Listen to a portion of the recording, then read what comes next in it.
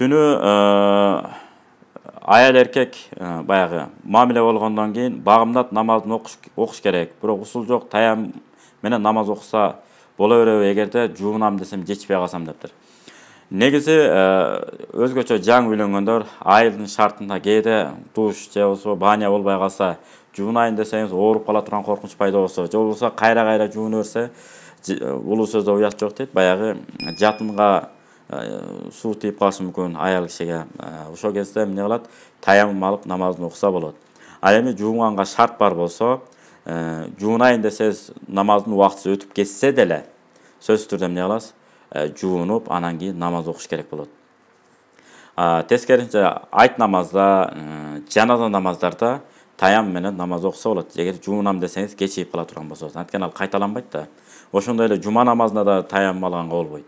Себеби дегенде жума намаздан кечигип калсаңыз, анын ордуна эмнени окуйсуз? Пешимди окуйсуз. Демек, орду жок намаздарга гана уруксат таяммум. Жана жогоруда айткандай жаназага, айт намазга, курбан айт намаздарга, май сөө кесинен башкага. Ал эми калган намаздар каза болуп кетсе дагы эмне кылабыз? Кадимгидей жуунуп, анан намаз окушубуз керек. Болгону жанагындай шарт. Жууна берип, дене ооруп калбай, денеге суук тийип калбай турган абалда болсоңуз. Эгерде суук тийип кала турган коркунуч пайда болсо, анда таям алсаңыз болот.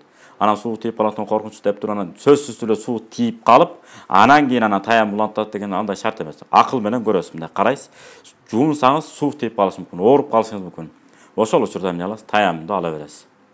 Анан баягы шарт жок деп өтүппү? Шарт жок дегендин мааниси кандай? Жуунганга мүмкүнчүлүгү жок. Жууна турган жери жок болушу мүмкүн. Банясы жок, же болбосо ваннасы жок, жайлоого чыгып каласыз, же болбосо талага бир мал бакканы чыгып калышыңыз мүмкүн. Ошол учурларда. Эгерде жуунганга шарт бар болсо, жанагындай ваннасы, душуңуз бар болсо, же болбосо жаш болуп толуп турган убак, калың кийимдериңиз бар, чаканып туруп эле шарт кийинип алсаңыз болот. Ошондой кездерде эмне кыласыз? Чаканып туруп, ал чапаныңызды кийип, үйгө келип намазыңызды окуй бересиз. Кандай болгон күндө дагы ден соолук бул аманат. Ошол ден соолукка жуунганда суук тие турган болсо, таям аласыз.